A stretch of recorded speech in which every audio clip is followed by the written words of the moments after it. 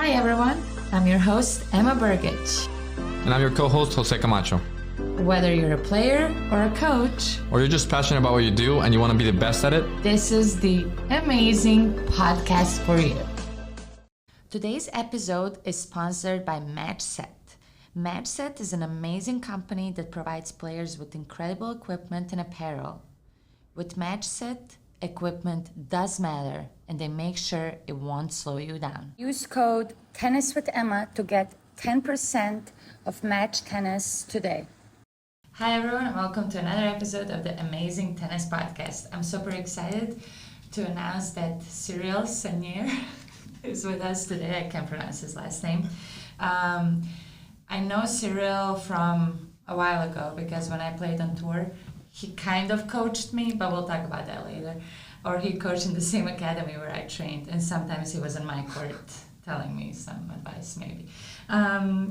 Today's video is sponsored by Lucky in Love. Gone are the days of ladies' golf and tennis apparel that all look the same. Lucky in Love is ushering in a new age. The high-end women's apparel brings options fit for the modern, expressive woman. Partake in the ultimate luxury and shop Lucky in Love for your new favorite fashion items for women and use code EB20 to get 20% of your next purchase. Anyways, but jokes aside, Cyril, honestly, it's a pleasure having you here today because, okay, let me start. I want to start saying about all of his accomplishments. So he's a former ATP player, but it was a long time ago, a long time ago. He retired in 2008. Yes, exactly. His career high singles ranking is 48. He competed in 33 Grand Slams and 33 Master Series. He reached the final of San Jose ATP tournament in 2005 and lost against Andy Roddick. He has singles wins over Novak, Djokovic, Davydenko, Yuzhny, blah, blah, blah, a lot. The list is huge. I'm not going to go. He's been coaching ever since then. I had the pleasure to have him on the court next to me, and now we have a pleasure to have you here with us. He also coached some big-time players in the Pro World Tennis Academy, Naomi Osaka, Sofia Kenin, Adrian Manarino, Ema Burgic, and a lot of big names, and Ema Burgic. Sometimes. Anyways, I'm gonna stop. But welcome. Thanks for coming. Thank you. Here. Thanks for having me. You're welcome, Jose. yes. Well, when I first read, as Emma always sends me like the resume of whatever we're having on the podcast, and when I got your resume, Cyril, it's like this is a sign that our podcast is going upwards. Like we've had amazing guests and like really really nice people and people that are doing big moves on the tennis world. But with you, it was a little bit different. You know what I mean? Now we're talking. Now we're talking with big names, and it's really an impressive career you've had. And I want to get right into it. In just how was your process from going to player to coach? Did you always know you wanted to go into the coaching side? Did you not? And how do you live that part of the switch? I think it's never easy to when you end your career and then to move on something different. But I wanted to be a coach, and trying to bring my experience and how I became the player I was, and it was very important for me to bring that on the table for some players. So I wanted to be a coach. I wanted to be involved in that, in developing players. So everything move a little different. From the beginning of when I started, because I started coaching right away, some good players and be back on tour again. And, through the years, I became way more involved with younger players and trying to develop them. So I thought that was better and more exciting. Great. That's great. And do you feel like it definitely, do you think it gives you an edge that you were a player and you have not only the credibility, but also a different point of view of being on the court than coaches that maybe have been training and preparing and learning only the knowledge of a coach, but don't have that player background? you feel it gives you an edge that you had that background of playing? Yeah, I think it's it's always a plus. You Right. know, it's not all, because we if you have the experience of having played on tour at the highest level, I think it's always helpful to when you become a coach and then you get again 1 point some players who are playing on tour and experiencing what you've done and you Right. experience as well, so you can share and communicate. I think like way better on that part. Right. Yeah, Absolutely. yeah. That's awesome. Yeah, I mean, my question, let's go back. Why did you stop playing? So number one, injuries. That was that was the number one thing. Getting out of the game for a couple of months. It was like a 6 months at one point. So same, we see the ranking like dropping, and then you say like, wow, it's gonna be hustle, to get back. That was number one. Number two, that's part of it. After so many years, I was a little like burned out about like travel and train and all because it's a lot of pressure. It's a lot of pressure, So Yeah. all this, combined, make me try. I tried. I tried to come back playing lower level futures, challengers. I was still playing well, but was like being pushed by the youngers, coming, and you play good matches, but then you're losing, and then whatever, you stay like months and months playing futures, challengers, and you say like, well, do I want to do this more? So then you end taking a tough decision, but you have to take it. So how old were you then? When you I was 32. 32. Good, now that I'm starting. Now you're starting, yeah. Yeah. 31. Okay, just what do you think about I'll go one more question then. What do you think about me deciding to go back at 31? I want your honest opinion. Like, okay, you haven't really seen me play, but I stopped. When did I stopped? I don't know. At that time, when I was training in Pro World, I played maybe for a year or so. I made it to like 400 singles, 140 in doubles. Then I stopped. But then you had Kenin, Naomi, Coco. They were all there. They all went and played, and I stopped.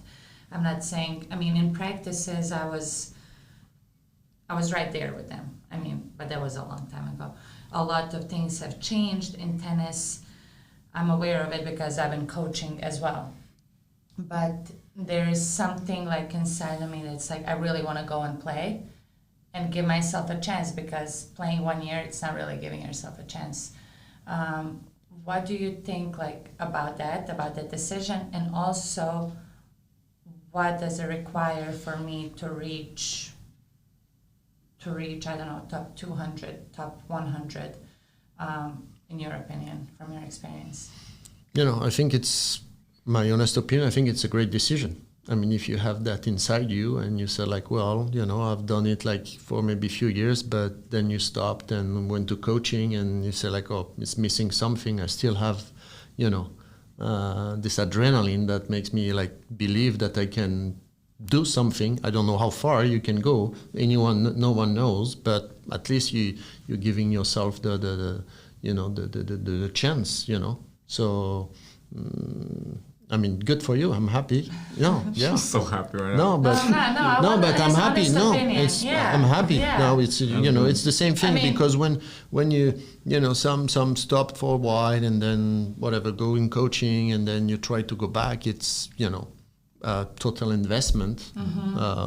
All the parts, mental, physically, but also it's like financially, it's it's a big part. So if like some can do it, can afford it, and then for a couple of years, then do it, no regrets about that. You go full power, and then do everything you can to get your level back to where you were at one point, and even like getting better, because this is what you're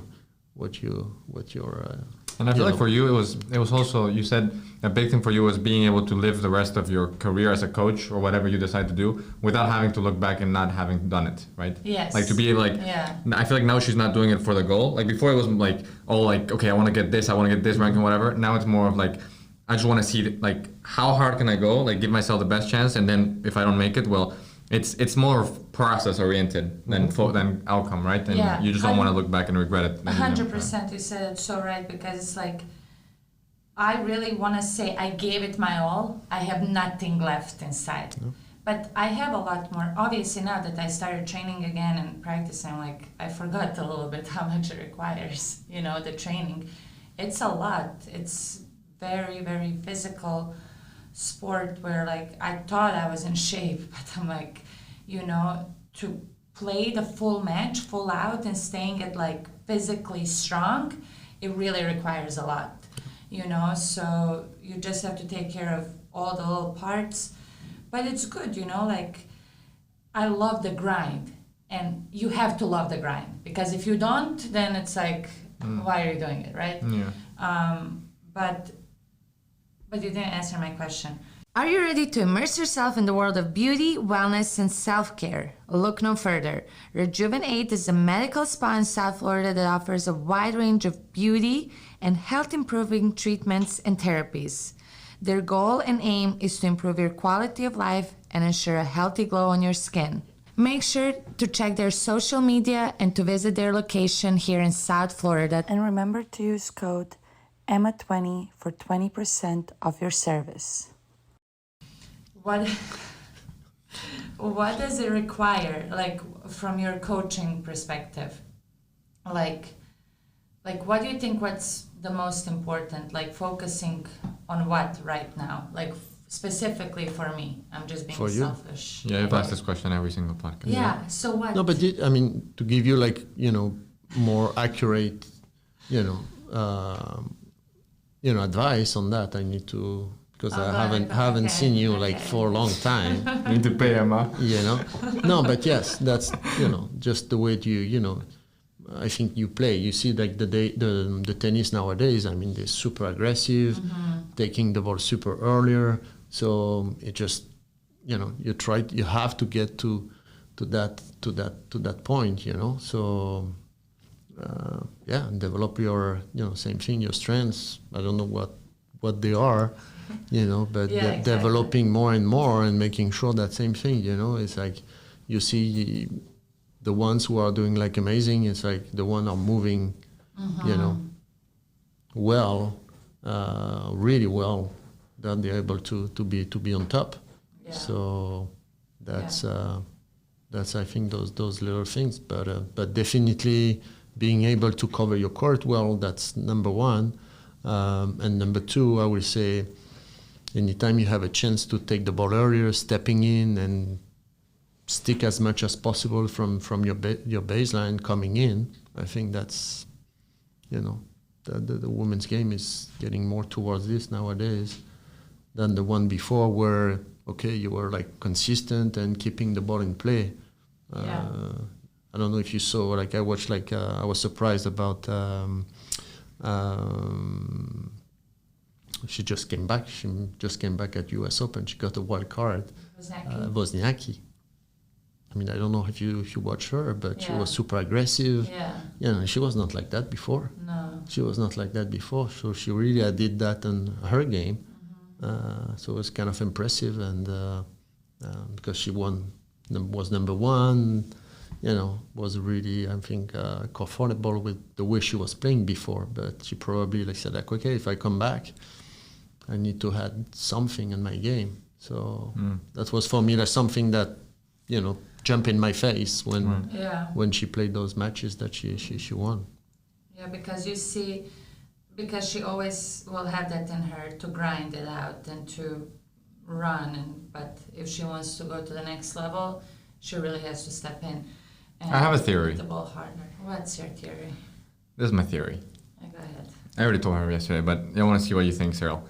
I feel like her experience, like in tour, in terms of like pressure and what she's gone through, it's a big advantage of her, the girls she's playing now at least. I don't know, like when you start playing bigger tournaments, but like the girls you're playing now that are like great players, but they're just starting, you have an edge already because of the experience and like handling the pressure better. And I think that her technique is going to get there. I think it's already like the improvement has been huge from the first tournaments you played, but I think her technique is like improving really quickly, right? And she's going to get to a point in which she's going to feel like, oh, it's as good as it was before when I was playing my best, whatever. But I think her physicality is definitely like, she's at a disadvantage because she's playing girls that like, the girl what I saw from the match yesterday was that she played, and I told her this, she played exactly the same from the beginning to the end, and you could see it was because she wasn't really that tired. You know, like she had the exact same like ability to run and come to the net. Like she was coming as fast to the net as in the first game to the last point. Like it was insane. So I think if like she keeps, like her technique is just gonna kind of naturally get there, but her physicality is gonna be like either like getting to the best point possible. But I mean, again, you can never be as fit when you're 30 something to when you're 15 or 17. But do you think she can find ways to like, how do you what's the word I'm looking for? You're not the person to answer this. Usually you're the one yes, that's terrible. I don't know why I asked you this. Compensate. You think there's ways to compensate with like the way she plays, like strategy, to compensate for maybe playing someone that's a lot more in shape, you know, because of the age. Yeah, I'm pretty sure. I'm pretty sure. With as you said. The ball harder. Yeah, I think, and at the end is probably, I mean, I don't know about your capacity to anticipate. I'm really good at that. So this has to become, something that I'm really good. What do you mean? What do you mean by anticipate? But anticipating, on court, anticipating the shots according to where you're playing, reading the game better. Oh, I see. So that's I think. You think you're really good at that? Don't you think so? I don't know. I'm asking you. I always was. I was never really fast, but I was able to read the game well. But that's the one thing I know. Like for me, it's number one, being more explosive and just quicker on my feet. Stop laughing. No, sorry. I was thinking about a second theory. Go ahead. And then second is just trusting myself more in my shots, but that's just gonna come with time, I guess. I just don't trust myself enough yet, and I hesitate. So I just trusting myself and also mentally. Yeah, but you're hesitating. Why are you hesitating? What is the? I hesitate like to go through my shots. Like in practice, so clean, great. I'm hitting great balls. I come in the match and it's like it's not like, I wouldn't say I'm like pushing, but like I'm not really going through all the way through my shot like I do in practice, because I want to hit it hard to the side, but with margin, right? Like which is good, right? But when I start thinking like, okay, I really want to hit this ball hard, then I'm like, oh God, for sure I'm gonna miss, right? It's, and I don't know how to find the balance between the two. And like, I'm aware of it, but I just can't find the balance to be like, okay, I'm gonna just like go for it, because I do need to hit the ball harder, like I do in practice. In practice, I do it. But this is gonna come. I mean, you haven't been like playing competitively for a long time, so it's kind of like a little bit like normal. And don't you think that's for everyone? Like so no one ever, like I think in any sport plays exactly the same in practice than in matches ever. Like I think it's crazy. Like at some point I think you aspire to that, but I feel like don't you think it's always like you're always going to be more loose when there's nothing on the line than when you're playing for an important match or it matters to you, no? No, definitely, but I think you're always a little tight, nervous when you start a match. That definitely, but then afterwards, one game, 2 games, then you loosen up, and then otherwise you have no chance. If you play like just 80-90% of what you can do, so you have no chance, right? So you need to go for your shot. You need to go for your shot. I know, but at the end... She gets so much in her head as well. I remember yesterday... But you have to go for your shots. I mean, you're practicing. It's like just trying to get back, the way you feel, even emotionally, when you're practicing, when you feel like good, you're hitting balls and all that. You need to get that when you're playing, the match afterwards. Not maybe at the beginning, because we're all like a little tight, or even need to close the match. I think you had experience this weekend. So you're always a little tight, but then you have to find a way, accept that, you know, and this is where you need to get back to your patterns and making sure that what you know the best, what are your strengths, then you do that, you apply that. Don't try to do so many different things that you don't control the best, you know. So you have to know your strengths and you have to work on that, right? Yeah. Well, definitely, and your patterns. I don't know if you have so some. We're gonna go on the court. You're gonna tell me my strengths and I'll work on it. I agree with the mental part that you said. I remember yesterday your mom told me you were talking in like Bosnian, and your mom says she loses I think the second set, and she goes, Ema, you gotta stay relaxed, and she's like, I'm relaxed, mom. Oh yeah. So mad. You know, my parents came from Bosnia and I haven't seen them in a while, and they haven't watched me play in so long, right? So I wanted to like show off myself, you know? And I was getting so upset. And even my dad was like, oh my, Ema, you've never played better. This is the best I've seen you play. I was like, okay, Dad, thanks. But like I was cussing a lot in Bosnian, you know, a lot. Like I was getting really upset, but you know, nobody understands, so it's fine. But I need to work on that. I don't want to be that player that's cussing left and right, you know, like, and I should be an example to my kids that I coach, and, you know, but at that moment, I'm like... Yeah, it's boiling, you losing it, yeah.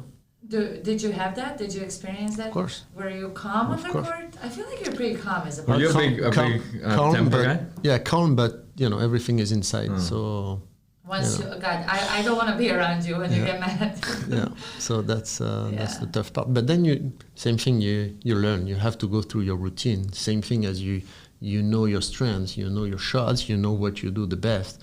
It's mentally you have to get like routines as well. Whenever you have situation like that, when you start like feeling that, okay, well, getting more and more frustrated, you need to get some, you know, routine habits about whatever, breathing, you know, going back, your towel, you know, and be able to right away refocusing on the next point.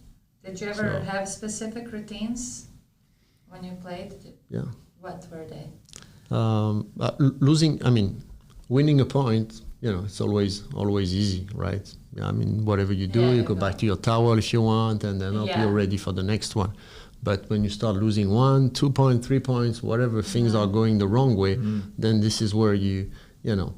And for me, it was always same thing, trying to lost the point, just turn around, quick, go back to my towel, use it, then replace the string, you know, and then start like going through my routine about like breathing, you know.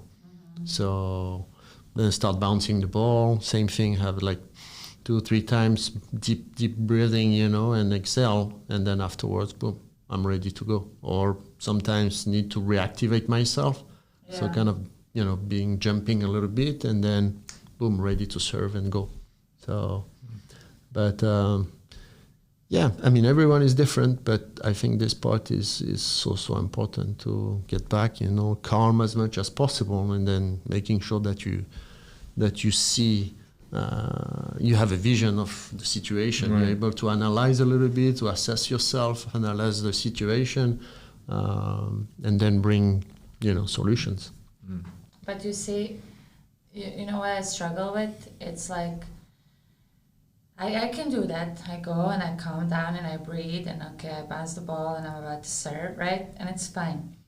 But I feel like if I get too calm, it's like I lose that like fire in me, right? Because when I win points, I yell like, let's go, come on. I'm very loud. Perfect, yeah, great. I got that from college.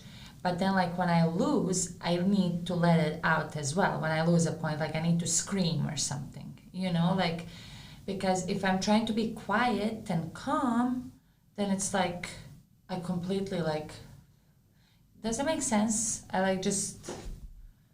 wouldn't say I completely shut down, but I feel like I use that like energy. Like, so for me, like what I'm trying to find is the balance between being too much and too little, so like something in between, right? I guess. No, I agree. everybody- You don't want to be too low on being calm and just like, And you just know, like, no. yeah, because that's not my personality. That's not who I am. No, definitely. So, For everyone is the same. You don't want to be too calm and then just energy is so low. So yeah. no, you want to find that balance. You want to let it go, do it. But the same thing. I if think you you're a little too far from being too calm Yeah. right now. I mean, you can like scream at one point if you want. If you want to let it go, good, do it. Yeah. But if you same as you said, like maybe talking too much and this and that, so probably like not the best. But you have to experience. You do it in practice. Yeah, When you so play match right- play, it's the same. So like my coach right now is like he tells me that every time, let's say I'm playing a practice set or points or anything, if I complain, I lose an extra point. So he doesn't let me like complain at all, which is good because a lot of times it's like stupid. I like, like the tennis brings the best out of me, but also brings the worst out of me. Like I'm there and like lately, I think I'm more mature, a 31-year-old, a mom, whatever, everything. And then I go and I act like when I was 16 years old in the tennis court, and I know, but it's just, I think it's gonna come with more practice and more just being aware, self-aware. But yeah, we've been working on that I just shut my mouth a little bit during practice. Oh man. That's good. It's tough. Yeah. Okay, I want to go back to the coaching side, Cyril, Oh. and ask you. I was listening to this podcast with Juan Carlos Ferrero on the car, and he was saying how he I didn't know that, but he goes to play golf with Carlos a lot, right? And I think part of it is like just for enjoyment, like they both like to play golf and whatnot. But I think there's also like a mentality behind, like there's an idea behind it, that he wants to really build the trust with Carlos, so it's a true relationship. Like it's not only professional, but it's also a personal relationship that helps him on the court a lot. Did you have that, or did you try to develop that, or how did it go for you when you were coaching the big names that you've coached in the past? I mean, that's a really good question, but I think it's really important. Everything off the court, not only on the court, but off the court, like Right. the relationship. What can be done. What can bring everyone together, and as a team. It's what we're talking about. I think it's, in my opinion, like easier, kind of men's to men's. Instead of like a man and a woman. Right. In my opinion, no, honestly, Yeah, sure, it's yeah. because there's same thing. I mean, you have guys, you have some interest, in Right. few things, men's are different. So, but anyway, you have some great like men coaches, who had like great success with Female. female, yeah. So it's it's a really like sensitive like balance on Right. on that side. But for Alcaraz and Ferro, it seems like to be working like amazing. And, Right. It's really important. Really It's important. really important to Yeah. be able to do things off the court and create that chemistry and getting the best of the players. And, Right. that's definitely Important, yeah. super important. You should maybe try to hang out more with Sergio. You should go to like Disney or something together. Disney with my kids and Sergio. Forget about the kids. I would not go to Disney. Okay, I'm gonna mention that to Sergio later. I mean, I think it's important to have that connection. Like when I just started practicing again, I was like, I can do this by myself, Yeah, well, always, yeah. Yeah, I'm like, I don't need anyone. Why would I need a coach? I've been a coach, But once I started, I was like, I think I need somebody. And then with Sergio, it was super spontaneous. One day he invited me like to hit at his academy. I was like, okay, so I went there, and then we were like, okay, let's try to practice for a week. And with him, it's like, it's just the connection, right, that I have with him. Like the trust. It's so important because it's more than just telling me what to do on my forehand and how to move my feet. You know, you have to have that stronger connection. And I do have it right now with him. Like for the last few months, we've been working great together, and he pushes me to really, you know, and he's just completely honest. There is no like sugarcoating things. There is no like, oh, you good job, you know, like, oh, you're doing good, you know, like, because I don't need that now. I don't need anybody to feel sorry for me. I need somebody to really push me to do the best that I can. And I think he really knows how to work with me right now, which is so important. But we haven't been really bonding off the court because I also think, I don't know how, like what we would do. We'll play golf. He works all day. You suck at golf. I don't really play golf. And you still have to give me a lesson in golf. You good? I used to play college golf. He's really good. Yeah. That's good. He's a golfer. He's not a tennis player. I love golf. Yeah. I'm a tennis player. That's crazy to call me a tennis player. No, he's a tennis player. I do like, I'm obsessed with tennis now, but I came to the US and as a college player. Yeah. Okay. Golfer. Yeah. And I'm still waiting to get a lesson from him. When are we gonna do it? Yeah, we have to do it soon. We should record it. I don't know how, do you play golf, Cyril? I do. You do golf? I'm crazy about golf. Actually? I'm crazy about There's golf. so many tennis players that love golf. It's insane. Yeah. I feel like they're so different that they give a balance. You know, it's a balance between both sports. Yeah, what's your handicap? Or like, I'm 4.4. What? What is that? That's a good. Like, he's a good player. He's a good player. Ask him a question. What do you think is harder? Okay, we're gonna. Here we go, people. Here we go, people. This is. I've gotten roasted. You have no idea how much. Like, it's been a crazy conversation. But I think we haven't framed the question well. We understand, obviously, tennis is a much physical sport, much more physical. You have to be in shape. You have to be an athlete to play good tennis. Golf, not so much, right? You have to be flexible in some ways and everything, but definitely not the athletic, like really intense part of tennis. I'm talking technique-wise. If you start from scratch, to play like a decent amount of like a 10 handicap, let's say on golf or whatever you want to compare it to be able to like play a match in tennis, what do you think is harder in terms of technique and hitting the ball? I think tennis is harder. That puts me.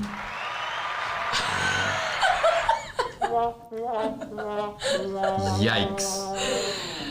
Oh okay. my God. Yeah, Okay. I think tennis is harder for me. What's your argument on that? Like, what would you think it's harder? Because I mean, tennis you have to be able like to move, to see the ball, you know, then get in position, making sure you time the ball well. So there's so many components that I think like in golf, it's different. The ball is sitting like here, but don't get me wrong, you can go crazy about like the technique in golf as well. Crazy. You know, crazy, because if you do something a little different, then of course the outcome is completely the opposite. But I think like tennis, for someone who starts, I think it's more difficult. Right. Okay. That's a good point. I agree. My whole argument was that like the level you require to play a golf course 18 holes, I think it really takes a while. Like I've never met someone that has been able to play a round of 18. You know what I mean? It takes a long time because I've heard this crazy stat that it's like each millimeter that a club face at impact is open or closed, it affects the direction of the ball by like 25 yards or something like that. And you can see a fairway is rarely like more than 30 yards wide, and you have water, sand, every hole is different. You have 14 clubs, like it's there's a lot of components going on, which I always, because I did play tennis when I was little. I never competed, like I always competed in soccer and golf, but I played both sports, and like I don't know, tennis I enjoyed it because it didn't took me too long. Maybe it was just my personal experience. And golf, like to the point that I was playing college golf, I was like going crazy about how hard it was sometimes to get my swing right and get rid of a slice or a hook or whatever.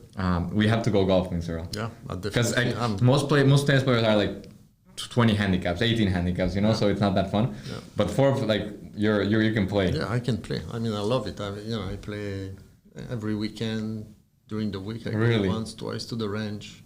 That's awesome. So, that's awesome. Yeah, no, I love it. That's great. We're gonna have to make some kind of content and get you out there in the course. Yeah. see the No, swing. first I need to. No. Maybe when I'm done with my tennis career. I don't want it to mess up my tennis career. It's not gonna mess up your tennis it won't. career. It won't. Okay, no, but first we need to go on the court so Cyril can give me advice. Yeah. Whenever you want. Okay, right after this. I'm kidding. Another question that's been a debate also on my Instagram with a lot of people. They're still responding on that. Oh my God, there's like 1,000 comments on that one. Do you think? Okay.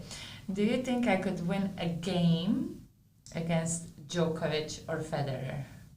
One game in 5 sets. In 5 sets? Mm-hmm. Maybe in 5 sets. Maybe you're going to win one game. I might get But lucky, right? Overall, you won't. Yeah, exactly. win any But game. that's the whole point. Like, I'm not saying I'm gonna go and win. I don't know. Like, obviously, I'm aware. Like, people think that I'm just crazy thinking I can win a game against Djokovic, right? Because women and men's tennis, it's so different, right? You can't compare it. But the thing is, like, you don't know. Maybe he's serving, he loses focus, makes a double fault. But when I'm saying you can win one game, Yeah. in 5 sets is, It's possible. this part, if it's, I don't know, its mind is somewhere else. Or, Yeah, exactly. It's like after like 6-0, 6-0, 6-0, it's like, this is so boring. but that's crazy about I've been, and those people like talking, about like men's and women, so who can win a game? Or Yes. This is like, Yeah. they have no clue. Yeah, To be exactly. honest, they have no clue. Exactly. You can't even think. Do you think I could win a game against you right now? Yeah, you can. Yes. Okay. Yeah, you can. Because are you playing? Are you like playing or not anymore? Really? Not really competitively, no. Not but competitively. I'm hitting the ball. I'm playing like every day. But Hitting you with can. my But not. Yeah, you can. what? You can what, Emma? That- You can what, Emma? Say it now. Spit it out. You can. Move. You That's what can't you're saying. move. That's what I was gonna say. Like I'm sure you Huh? can. Like you would not miss a ball if we're playing cross courts. But once the point starts moving around, it's more a little difficult bit. for sure. Yeah. For sure, I'm struggling more. Yeah. But same. I mean, you probably experienced that when you came back, right after many Yes. years. Just standing in one spot Yeah. and hitting the Yeah. ball back. It's like, oh my god, Yeah. I actually have to move on the tennis I court. know. Yeah. Or like standing at the volleys. Yeah. You know, at least my volleys gotten better throughout my coaching. Yeah. Coaching As a helps. It helps. Yeah. You know.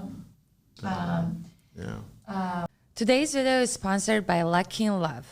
Gone are the days of ladies' golf and tennis apparel that all look the same. Lucky in Love is ushering in a new age. The high-end women's apparel brings options fit for the modern, expressive woman. Partake in the ultimate luxury and shop Lucky in Love for your new favorite fashion items for women and use code EB20 to get 20% off your next purchase. I was going to ask you here. Do you play paddle? I do. Or You do? pickleball? You like it? I do. What do you like better, pickleball or paddle? I never played pickleball. No, pickleball, please. Paddle's amazing. Paddle, I love I it. So play. good. That one's really good for your volleys, I think. Yeah, it's good. It's good, huh?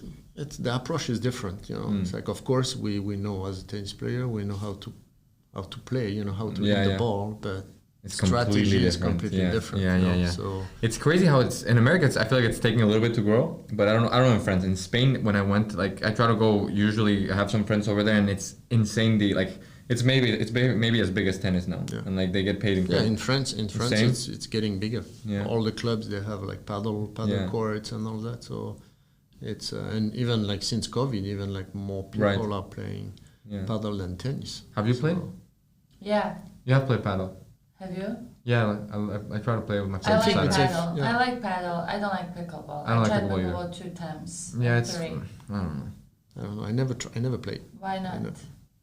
You just refused to, No, or you didn't have no. opportunity? Yeah, Nobody didn't invited get the you to play? opportunity to go and play and see what it is exactly. So Right. been watching like some like videos of those guys playing. It's I think it's great for racket sports. Like it's doing like you have all these like players from the NBA and buying teams, and they're getting really involved. So I think it's huge for racket sports in general. Like it's getting a lot of attention into it.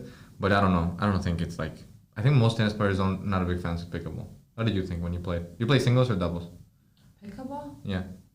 I mean, We I played together. with you. Oh, and I beat her. No, you didn't. Yes, I did. I have a picture of it, of your face like this, and I'm like super happy because you lost. You remember? Okay, next I subject. completely forgot about this. No, Yeah. but pickleball, I think it's easier than tennis, Oh, easier big than, time. Oh, yeah. than Big padel. time. So that's It's why easier than anyone, padel, it's yes. a racket sport, easy for anyone who wants Yeah, to kind yeah, of yeah, like, yeah. having fun. You grab a racket and then right away you can Right. do some rally, or at least you don't need like a really specific technique. Yeah. So short quarter distance. So Yeah. it's- I don't know who it's- invented it, but I think it was it's great easy. because they simplified everything. No spin, like everything's flat. Yeah. It's the ball doesn't go too far. You don't have to control it. The net is low. Like it really made a really simple basic sport that everybody can play, which is great. Yeah. But we don't. I mean, in France we have in paddle. Paddle is getting, as I said, like bigger and bigger. But I haven't. I mean, pickleball. I heard like one club Yeah, in not south too of big. France, like they started a little bit, Yeah. But I don't know if it's gonna grow. Probably. I In mean, France, yeah, probably. I think I just saw that. I mean, you see a lot of ex tennis players are going into professional pickleball. I saw Jeannie Bouchard Yeah. also. Did She you see that? signed with like PPTA Really? or something like Yeah, that. Yeah. but she's also playing tennis. Yeah, she's playing like right now Yeah. So how's that working out? in Mexico. I have no clue. It's like I made the same thoughts on that. It's like, what's So going wait, on? you're gonna play tennis and pickleball? I think pickleball, like, I don't think you get paid like anything. Like, I think you get paid more than tennis. No. I know I have a friend that like played pro pickleball like in a high level in doubles, and he said like he can't live off it. Like he gets paid for like sponsors is okay, but they haven't gotten to a point in which it's like paying you incredible money. No, it's so new. Like even if it's huge, it's really new. I don't think they're there yet. I heard like some. It's funny because like a few years ago, just before the COVID, we had in our program we had one guy was like 17 at that time, decent tennis player, but he was playing pickleball as well, and starting like playing some tournaments, and then COVID hit, so he kept on playing, and afterwards he stopped tennis, and he is now one of Pickleball. one One of the best? one of the top Wow. the top guys, and I heard that he's Very making a good. lot of money. Really? A lot of money. Yeah. Yeah, I don't know. That's lot what of I money. hear too. If you're at the But top, how good do you have to be? A I lot mean, of money. like top 100 is not getting paid well, right? You probably have to be I like don't know exactly I about don't that. know exactly, but I know if you're somewhat decent, you're making good money. Yeah, there's Maybe a you lot of should go like. into pickleball. What? Maybe you should go into pickleball too. When I'm done with tennis, maybe. Actually, I don't know. There's I one just who's hate doing the like sound really of- good. I don't know if you heard. I think it's one of the. Remember the two sisters? I think it was Alicia Black and the other one. So one of the sisters, one of Isn't them, it? went into pickleball, and apparently she's doing like amazing. She's doing amazing. I honestly don't know. Yeah. There's the one that I know is that Slovenian Tina Pisnik. She used to be good. She's doing great now in pickleball. I mean, I don't know. I have to love something to do it fully, and I don't love pickleball. I just hate the sound of the plastic ball. Like, then it's like, no. I feel like something you can play for an hour and then I'm done. Like it's plenty. Yeah. I don't know if I can play it every day. Cyril, I want one more question I want to ask you. What's the most you've done in a day, in hours of teaching, in one day? I went to 10 hours. 10? Yeah. Okay. And what hour do you think your level of coaching is not the same quality as like the beginning? Like what do you think is a limit that's like, yeah, now I'm not giving it my best. I'm not too for the client. He always gives his best. I know you do, but like at some point, you start getting a little bit tired and like it's not the same. I think same thing. Depends on the person. It depends on the person. Depends the player. It depends the level of the players. Right. Same thing. It depends. If as a coach you have to hit with them, Yeah. or if Yeah. at one point you do some drills, or if you have a hitting partner. So it's like things are changing according to that. But if you have to, to hit like almost every session for 8 hours, then you're done. not the So same. 7-8 hours, you. It's not the Again, same, it's- right? Yeah. Yeah. And what's your favorite level to coach? Do you like more beginners, more advanced? Like you love like higher level players, or what's? Yeah, I prefer like Higher level players. higher level, Yeah. more advanced. It's like developing players. Between like 12 and 17. Okay. Like nowadays, I enjoy that. But they already have a decent level. So Right. it's just to bring Not that much like beginners completely. Yeah, no, I haven't done like beginners for a long time. Yeah. For a long time. Do you like straight like? I actually do. I like beginners too. What you said, they improve so quickly. It's really satisfying to see their It's progress, nice and they to get so see. excited because they're new. No. Yeah. Yeah, I think the toughest lesson, in my opinion, is like 3, 4, 5-year-olds, like really small kids, which is basically babysitting, but the parents are there. Because a lot of them is like you have to do really fun stuff, like pick up but they want a little Alcaraz, so they're like watching and they want you to play, so you got so much pressure because they're like all watching. It's No, it's not brutal. easy to find, the kind of the balance, because you have to entertain them, you have to keep them focused. Yeah. So, Yeah. at that age, we know. It takes a lot of energy. Exactly. A lot of energy, and you have to make them hit the ball, but in the same time, you have to make them enjoy the game, but all the aspects, not Yeah. only, Big time. hitting the Yeah. ball with the racket, but we know that the parents, they want them to, to hit a lot of balls. Forehands and So backhands, like it's, amazing. But you need to stop, you need to stop caring what the parents think, or have a conversation with the parents so they're on the same page as you, and so you know what the goal is, and then you do your job. But we know course. the tennis players. Of course, you have your philosophy, you know what it's important, and then boom, you go, you do it. If they don't like it, They don't like it, and then they go Let's somewhere go. else. Yeah. For me, I know you didn't ask me, but I'm going to answer that too. For me, it's like ideal would be like hit with somebody an hour, like a good hitting session. Great. Then have like a beginner to teach like technique or something, so I rest a little bit. Then maybe hit a little bit more and mix the drills. Then have a little kid. So like I like to Bit of make everything. A little bit of everything. I honestly like, because if I just had like I don't know, it's a different pressure with different ages, different levels, right?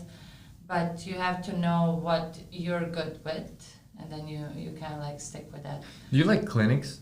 I don't know if I've Yeah. ever seen you do too many clinics though. No, because as I'm getting, I wouldn't say older, but like when you're running a club, right? Like you don't really want to be in the clinics a lot because you're busy teaching other lessons, so you're gonna put pros Right. like yourself. Yeah. So I still, But you do like them. You do enjoy like. I do, depends. Depends, I like the energy, I like to put the music and play fun games. Yeah. I think clinics are easier than private lessons, because it's just like Clinics organizing are it. so Yeah, fun. yeah. I think it like how we started doing them in Polo, like with the music and everything, it was great. We had this group of like Argentinian ladies on the summer, and they all speak Spanish. So it was basically like whenever an American signed up, it was a nightmare because they were all speaking in Spanish. It was a mess. But with like all Argentinians, it was so fun. We got like music in Spanish, and it's really good energy. And I think that's great. I think that's great energy for tennis, because they don't Yeah. want to like win tournaments, Yeah. like they don't want to. They just want to have fun. So it's great. Yeah. Anyways, we're done with the time. This was great. Thanks for coming. Thank you, guys. Yeah, I enjoyed it. This is fun, right? Yes, absolutely. Cyril, I'm going to hold you to that. We're going to play golf. We're going to get this woman better so she can play out in the course. And we're going to go play. It's great meeting you. It's fantastic having someone like you in the podcast. you. And thank you so much for joining us. Thank you so Yeah. much, guys. Pleasure. Thank you. Thank you. Today's episode is sponsored by MatchSet. MatchSet is an amazing company that provides players with incredible equipment and apparel. With MatchSet, equipment does matter, and they make sure it won't slow you down. Use code Tennis with Emma to get 10% of Match Tennis today.